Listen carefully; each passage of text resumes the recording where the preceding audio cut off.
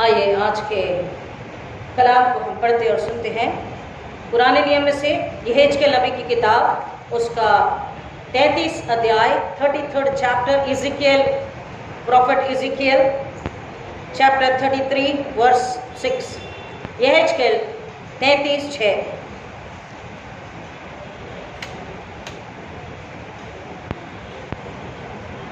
परंतु यदि पहरुआ तलवार को आते देखें और नरसिंगा फूंक कर लोगों को सचेत ना करे और तलवार चलकर उनमें से किसी को घात करे, तब वह तो अपने अधर्म में पड़ा हुआ मारा ही जाएगा, परंतु मैं उसके खून का लेखा पहरुए से लूंगा। खुदावन अपने वचन के पढ़े सुने जाने पर आशीष दे। आमीन। आइए दुआ करें। खुदावन पाक रूह के जरिए मांगती हूँ, मेरे होठों को अपनी आग, अपनी अग्नि से छू दीजिए, अपने शब्द बुद्धि समझ दीजिए, अपनी इच्छा दीजिए। और खुदावन जो वचन आ रहा है उस पर आप अपनी मोहर लगाइए। सुनने वाले सुनकर समझकर ईमान लाए, मन फिर आए, पश्चाताप करें, नए सिरे जन्म ले और आपके लिए जलाल लाने वाले आपके जिंदा गवाह ऐसा होने दीजिए। मांगते खुदा यीशु मसीह के नाम में, आमीन।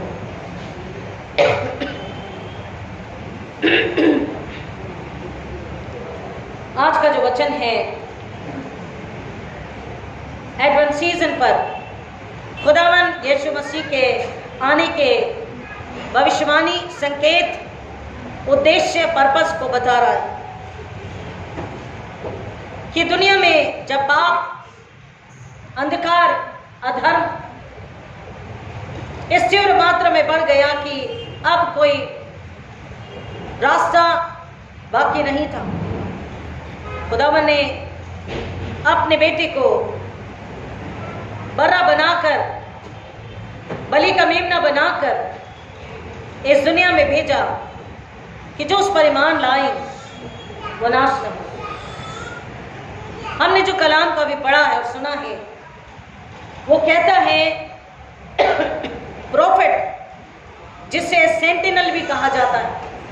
प्रॉफिट, सेंटिनल मतलब होता है पुकार कर या सीटी बजाकर या ट्रम्पेट बजाकर रखवाली करना, सचेत करना, आगाह करना, सावधानी के लिए बुलाना कि वो सावधान हो जाए सुनने वाले।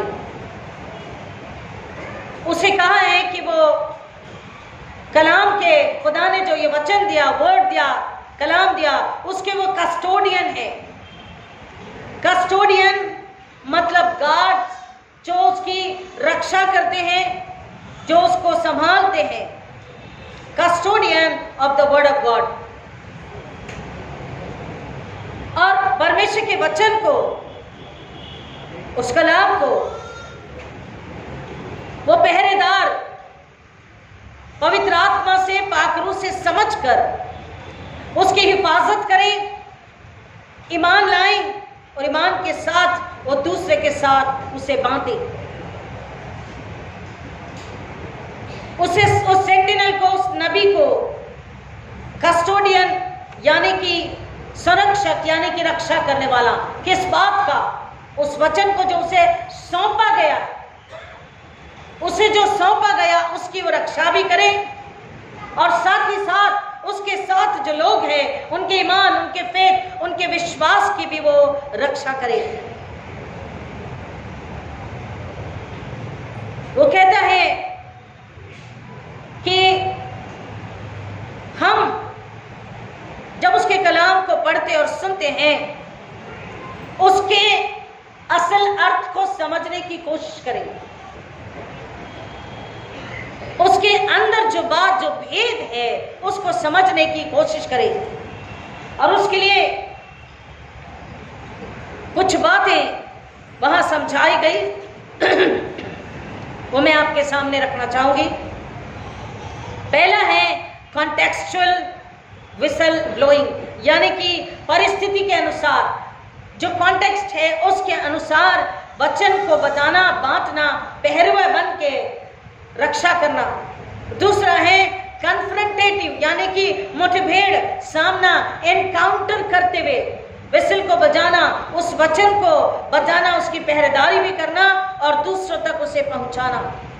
अनकॉम्प्रोमाइजिंगली बिना समझौता किए, बिना घबराए, बिना डरे, बिना मिलावट के, जो जैसा कलाम है वैसा ही बताना।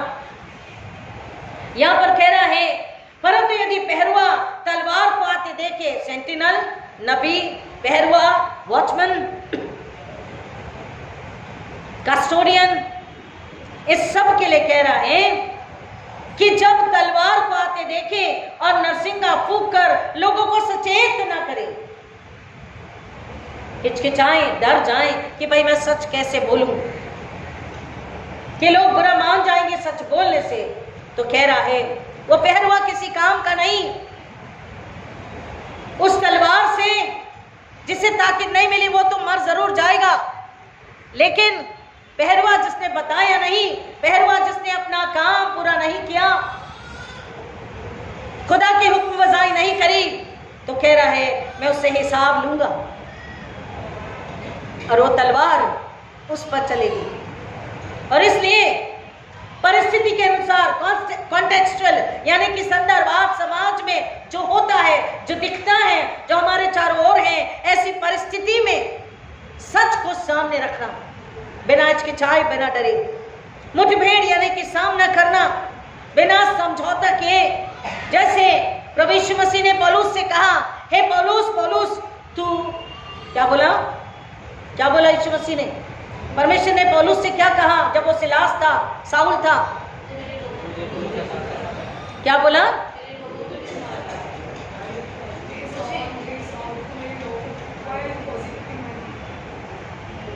सोच लीजिए क्या बोलना है।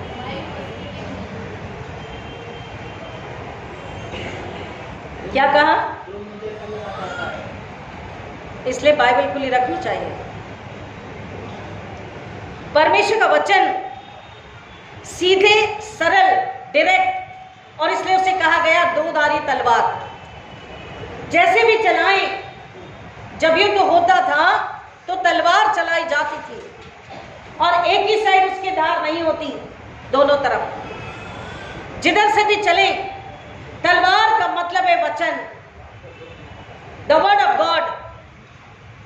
और वचन जब चलता है तो दो बातें होती है। एक तरफ वो क्या बोल रहा है, हृदय के गूदे को आर पार फाड़ के बाहर आता है, यानी हृदय की गंदगी, पाप, अदर, मलिनता, बुराई, घमंड, अहंकार, जलन, बदला, कंपटीशन की भावना, निंदा, बैड माउथ, बैकबाइटिंग, अडल्ट्री, चोरी, हत्या, विनाश, ये सारी बुराई को कह रहा है वो बाहर निकालता है। अगर वो वचन समझकर सामने वाला, सुनने वाला पश्चाताप कर ले तो वो साफ हो जाता है, शुद्ध हो जाता है, नया बन जाता है। बिकॉज ये जो वचन है, जो तलवार है, वो ट्रांसफॉर्मेटिव भी है। यीशु मसीह ने जो शिक्षा दी, जो वचन सुनाया, जो प्रचार किया, वो ट्रांसफॉर्मेटिव था। यीशु मसीह ने जो ट्रम्पेट बजाई, जो विसल ब्लो करी, वो ट्रांसफॉर्मेटिव और लिबरेटिव थी, छुटकारा देने वाली, ट्रांसफॉर्म यानी कि पूरी तरह बदलने वाली थी। पूरी तरह जिन्होंने ईमान लाया यीशु को सुनकर, वो पूरी तरह बदल गए। उनमें गुनाह, उनमें संसार, उसमें जिस्म बाकी नहीं रह गया, वो पूरी तरह बदल गए।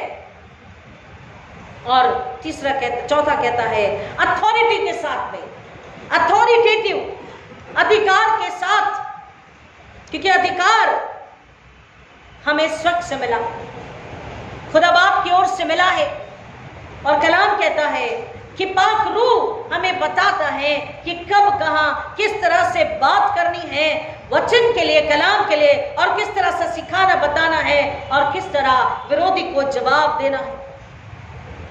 क्योंकि ये तलवार किसी को नुकसान करने के लिए नहीं है, लेकिन उसको नुकसान से बचाने के लिए, उसकी रूह को नाश होने से बचाने के लिए है, उसको आने वाली संकट से, विपत्ति से बचाने के लिए है।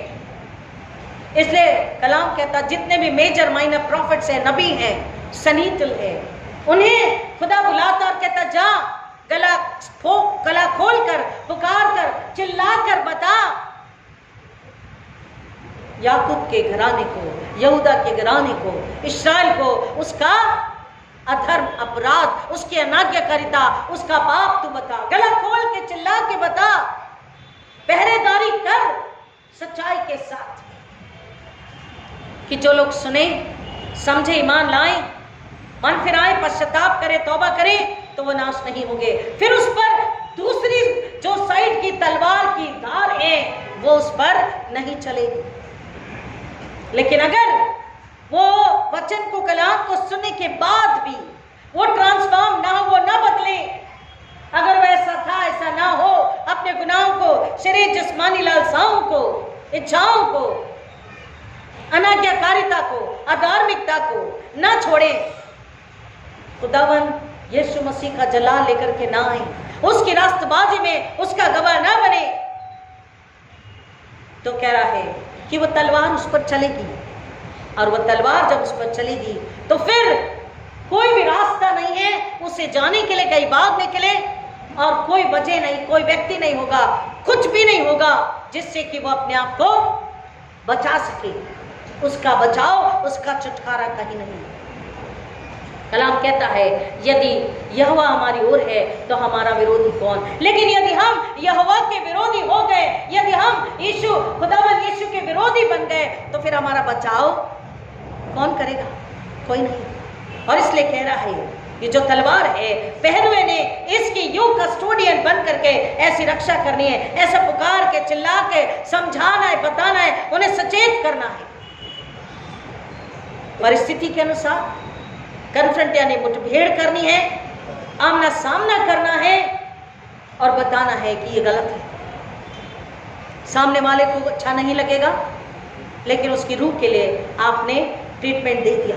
कुछ समय बाद या कुछ महीनों बाद या कुछ सालों बाद वो जरूर आपके पास आएंगे या खुदा के पास जरूर आएंगे कि खुदा जिन्होंने बताया सच, कड़वा सच, वो तो सच था, मेरी रूह के लिए था, मुझ पर रहम करें और मुझे माफ करें। वो कहता है तू अपने अंजाम की परवाह मत कर, तू पहरुआ है, तुझे सच बताना है कि ये गुनाह है। मसीह का होकर भी अगर तुझ में गुनाह है, तेरी आंखों में गंदगी है, तेरे दिल में नापाकीज़गी यानी कि अपवित्रता है, तो तू खुदा के काबिल नहीं है। जाने दो क्या होता, क्यों बोले भाई बुरा लग जाएगा, नहीं हम क्यों पचड़े में पड़े। कई बार हम सामने कुछ और पीछे कुछ बोलते हैं। खुदा कहता है ऐसे पहरुए मैंने नहीं बुलाए, मैंने नहीं रखे। हम सबको खुश करना चाहते हैं, सबको, और उस खुश करने में हम किसे ना खुश करते हैं?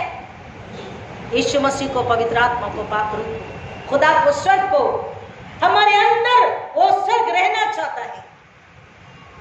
कलाम दोधारी तलवार है। कुछ वक्त के लिए उन्हें बुरा लगेगा, लेकिन बाद में उनकी जिंदगी जब संवर जाएगी, वो आपसे आकर सैल्यूट करेंगे या आपका शुक्रिया अदा करेंगे या आपसे हाथ मिलाएंगे, कहेंगे धन्यवाद, आपने हमें उस वक्त बुराई के लिए, पाप के लिए, अधर्म के लिए, झूठ के लिए, बैर के लिए, झगड़े लगाने के लिए, बैड माउथिंग के लिए, बैक बाइटिंग के लिए रोक दिया। अगर तलवार चल जाए और किसी को उनमें से किसी को घात करे, तब वह तो अपने अधर्म में पड़ा हुआ मर जाएगा। लेकिन जो पहरुआ है, खुदा कहता है मैं उससे हिसाब लूंगा। और इसलिए यीशु मसीह ने कॉन्टेक्चुअल परिस्थिति के अनुसार कन्फ्रंटेटिव मुठभेड़ पौलुस साउल से बात करी डायरेक्टली और अथॉरिटी, अधिकार के साथ, ट्रूली ट्रूली, वेरीली वेरीली, सच सच, यीशु कहता है मैं तुमसे कहता हूं। उसने बात करी अथॉरिटी के साथ। ट्रांसफॉर्मेटिव यानी कि जिन्होंने सुना, जिन्होंने समझा, उनका बदलाव, उनकी रूह का बदलाव हुआ। उनके चेहरे नहीं बदल गए, उनकी आंखें नहीं बदल गई, उनका रूप नहीं बदला प्रियो, उनकी रूह बदल गई। हालेलुया। उनकी आत्मा बदल गई, रूहानी जिंदगी बदल गई। वो अंधकार में थे, वो रोशनी में आ गए। और रोशनी कौन है? स्वयं नजात देने वाला खुदावंद यीशु मसीह। और कहता है कि ट्रांसफॉर्मेटिव, लिबरेटिव यानी कि पूरा बदल देने वाला, पूरी नजात देने वाला, पूरा छुटकारा देने वाला सुसमाचार, ये तलवार, ये कलाम बिना किसी दबाव के, बिना किसी डर के, बिना किसी हेजिटेशन यानी हिचकिचाहट के हमें सुनाना है। और उसके बाद कहता है लास्ट में 5वां, सैक्रिफिशियल विसल ब्लोइंग, यानी कि त्याग के साथ, समर्पण के साथ, कुर्बानी के साथ। जितने प्रॉफिट्स आए, नबी आए, उन्होंने क्या किया? क्या किया? अपनी कुर्बानी दी, अपनी कुर्बानी दी। किस बुरी तरह से असहनीय यातना उन्हें दी गई। उन्होंने यातनाओं को, दर्द को, पीड़ा को, अपमान को सह लिया, लेकिन उन्होंने कॉम्प्रोमाइज, समझौता नहीं किया। खुदा ने बोला जाओ उसका पाप उसे बता, उन्होंने जाकर बता दिया। कलाम कहता है कि तुम बाइबल पढ़ो, गीतों को गाओ, प्रचार करो, उपवास प्रार्थना करो, सुसमाचार प्रचार सुनाओ, सब कुछ करो, लेकिन अगर वो मुझ में, मेरे जरिए, मेरे जलाल के लिए आपकी रूह बदलने के बाद अगर है तो वो मुझे कबूल है। लेकिन आप जिस्मानी ही हो, आपकी रूह नहीं बदली। आपने अपना इनकार करके अपनी रूह को पाक रूह के हाथों के जरिए, पाक रूह के जरिए यीशु के हाथों में नहीं दिया। खुदा बाप से पूछ कर, बताकर तुम खिदमत नहीं कर रहे, तो कह रहा वो मैं कबूल नहीं करता, इनाम के हकदार तुम नहीं हो। त्याग अपने आप का। इसलिए यीशु ने कहा जो मुझसे प्यार करना चाहे, जो मेरे पीछे आना चाहे, जो मेरी सेवा करना चाहे, वो अपनी सूली खुद उठाए, अपनी सूली खुद उठाए। कोई और कह रहा कहकर नहीं। एक बहुत बड़े प्रख्यात प्रचारक थे चार्ल्स सिमियन।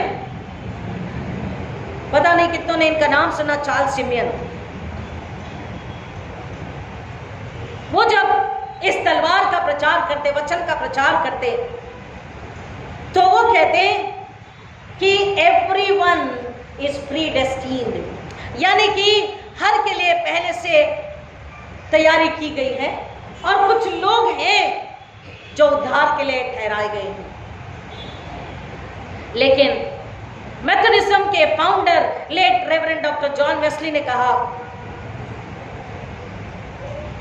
तुम्हारा खुदा मेरा शैतान है।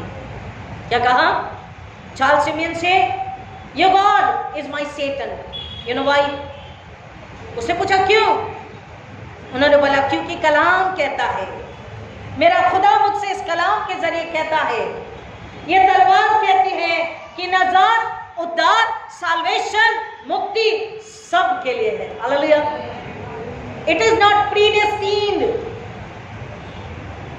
ये सब के लिए मुफ्त में, सेहतमेंद में दिया गया है। जो अपने पापों से मन फिराएगा, तौबा करेगा, पश्चाताप करेगा, मसीह के लहू में, खून में, धूल के दर में ठहराया जाएगा और उसकी आखिरी सांस तक यीशु के ईमान में जिंदा रहेगा, आखिरी सांस भी उसके नाम से लेगा, वो नजात को, उद्धार को, छुटकारे को पाएगा। It is not प्रीडेस्टिन्ड।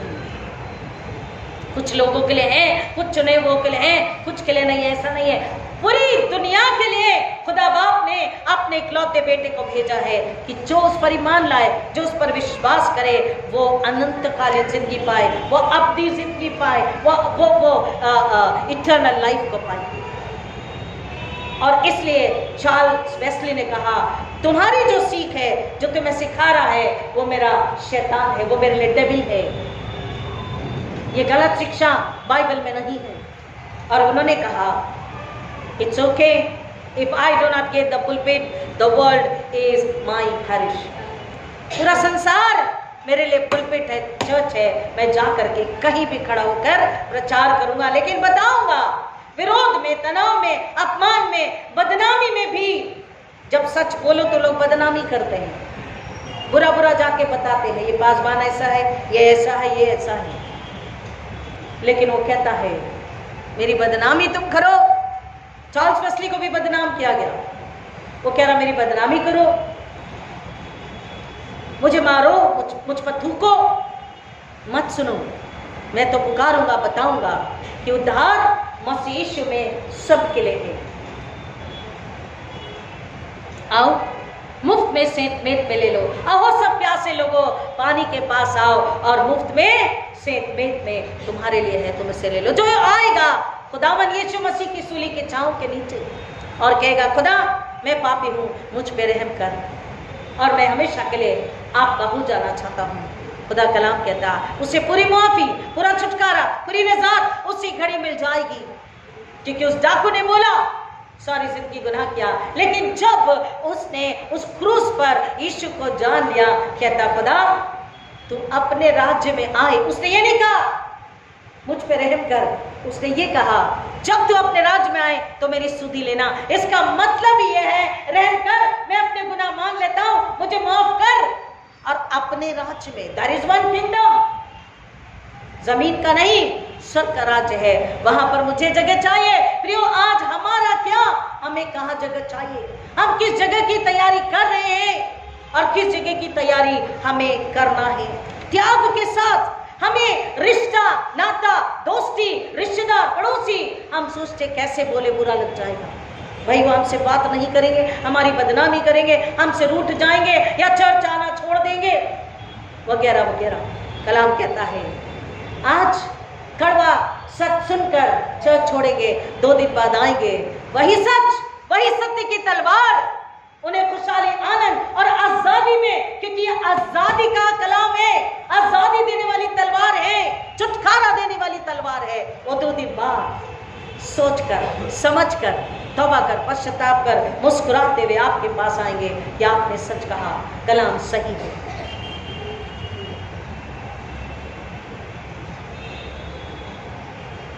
सैक्रिफिशियल, त्याग से भरा हुआ, अपने आप का सबसे पहले सॉरी इनकार करना है।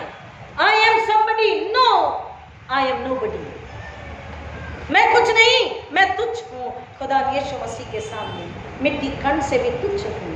वो जो कुछ भी है मेरा खुदा है, यीशु मसीह है जो मेरे अंदर है, जो मेरे अंदर रहना चाहता है। अगर मसीह मुझ में है तो मैं जिंदा हूं, अगर मेरा मसीह मुझ में है तो जिंदगी मुझ में है, अगर मेरा मसीह मुझ में है तो खुशहाली, आनंद और बरकत है, सब कुछ अच्छा और सुहावना है। अगर खुदावंद यीशु मसीह ही भीतर नहीं तो एडवेंट सीजन, क्रिसमस, नया साल, इसका कोई कोई कोई मायना नहीं।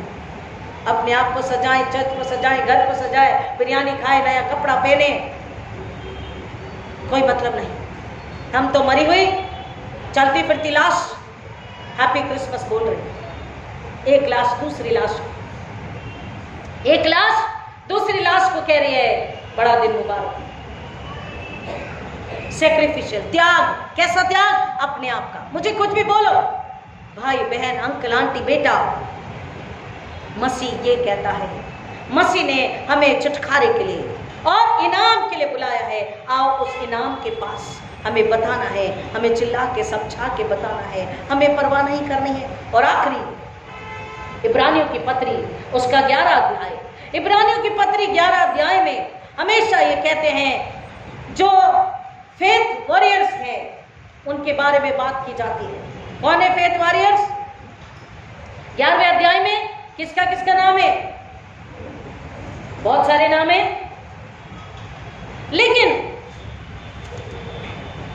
लेकिन जो सच्चे मसीह के जानने, मानने, विश्वास करने वाले और उसके जलाल लाने वाले लोग हैं, वो लोग those who are not business preachers, those who are not business preachers, business करने वाले प्रीचर्स नहीं हैं। वो लोग 11वें अध्याय में 35b से आगे जाते हैं और आगे समझाते हैं। हिब्रू 11:35b ऑनवर्ड्स आएंगे मेरे साथ। हिब्रू यानी कि इब्रानियों 11 अध्याय 35b ऑनवर्ड्स। परंतु उन्होंने छुटकारा न चाहा, कुछ को यातनाएं दी गई परंतु उन्होंने छुटकारा न चाहा, जिससे कि वे एक उत्तम पुनरुत्थान को प्राप्त करें। कई लोग ठट्टों में उड़ाए जाने, कोड़े खाने, वरन बंधनों व कैद में पड़ने के द्वारा परखे गए।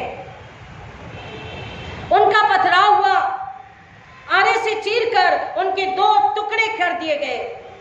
उनकी परीक्षा की गई, तलवार के घाट उतारे गए।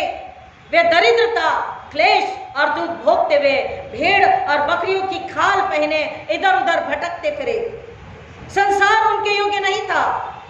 वे रेगिस्तानों, पर्वतों, गुफाओं और पृथ्वी की दरारों में छिपते फिरे।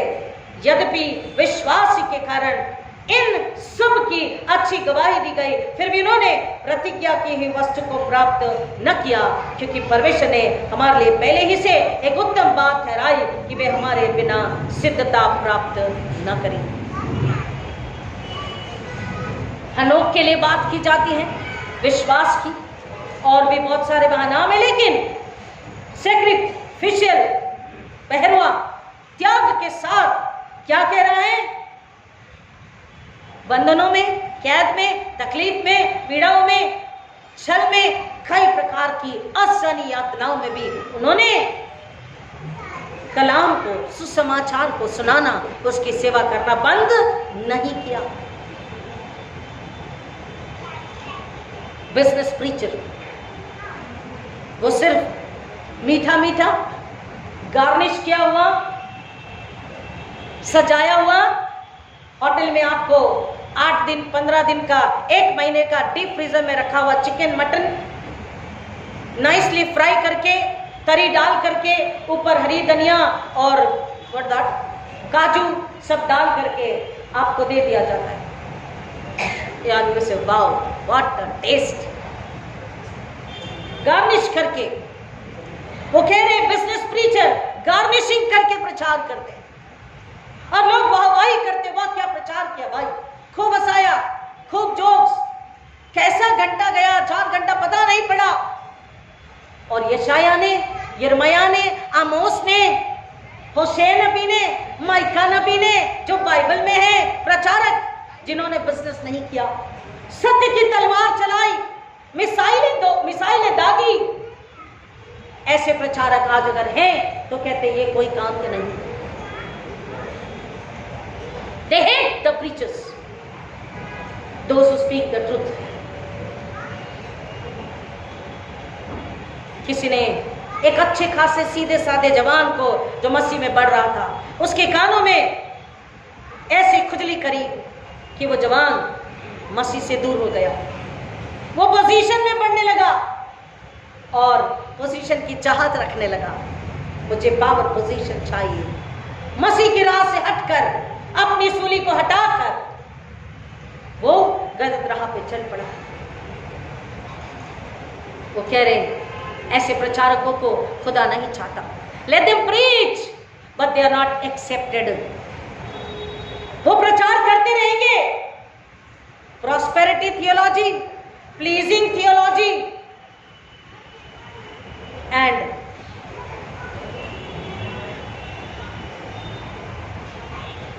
Business theology. और ऐसे थियोलॉजियंस वो कह रहे आएंगे, आ रहे हैं और आते रहेंगे, लेकिन खुदा उन्हें कबूल नहीं करेगा। क्योंकि क्या कह रहे हैं, अगर तलवार से वो अपने गुनाह में, अधर्म में एक मारा गया तो वो तो अधर्म में मर गया, लेकिन तुमने विसल नहीं बजाई, तुमने कस्टोडियन होकर, पहरेदार होकर, सुरक्षक होकर तुमने रक्षा नहीं करी, तो बदला खुदा कहता है मैं तुमसे।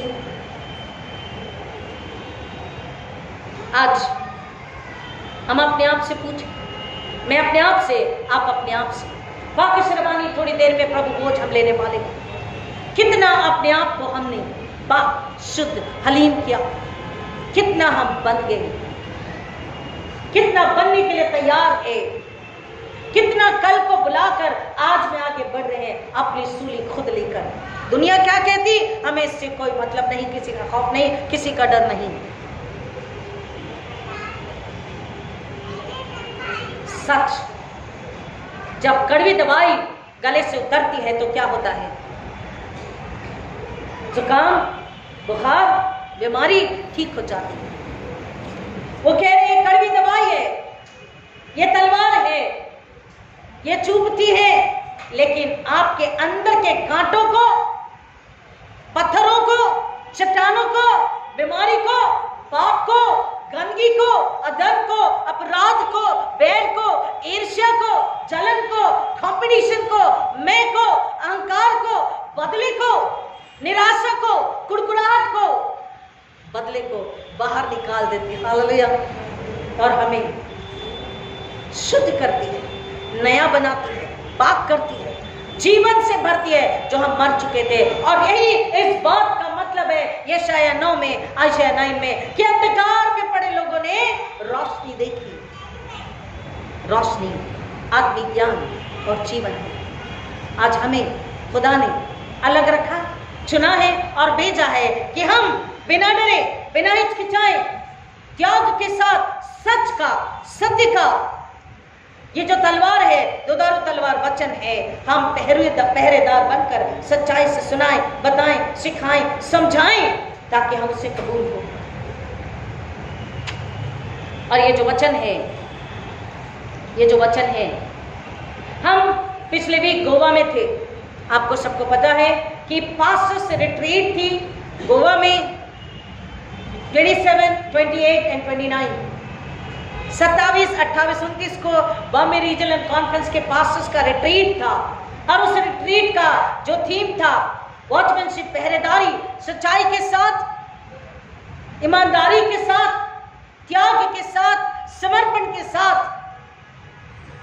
इस पीढ़ी और आने वाली पीढ़ी का बचाव करने के लिए किस तरह से उनके ईमान के विश्वास की रक्षा करते हुए हम वचन को, कलाम को आदर देते हुए उसकी खिदमत करेंगे। ये टॉपिक था और इस पर बहुत अच्छे स्पीकर्स आए हुए थे। 3 स्पीकर थे। एक तो हेल्थ पर था, लेकिन 2 स्पीकर जिन्होंने बहुत अच्छा बताया। उसमें से जो पहले जो स्पीकर थे, रेवरेंड डॉक्टर दियाना, उन्होंने इस थॉट्स को हमें बताया और सभी चर्चेस में सभी पासबान आज इसी वचन को बताएंगे कि वॉचमैनशिप, पहरेदारी, पहले मुझे सच्चाई से, आत्मा से, ईमानदारी से, बिना डरे, बिना हिचकिचाए, बिना शर्माए, बिना बदनामी की, क्रोध की, बदले की, ट्रांसफर की परवाह किए बिना, क्योंकि बात डिस्कस हुई वहां पर कि पास्टर्स डरो मत, सच्चाई को बताओ।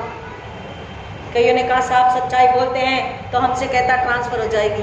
तो उन्होंने कहा ट्रांसफर ही होगी ना, ट्रांसफर ही होगी, उससे ज्यादा क्या होगा।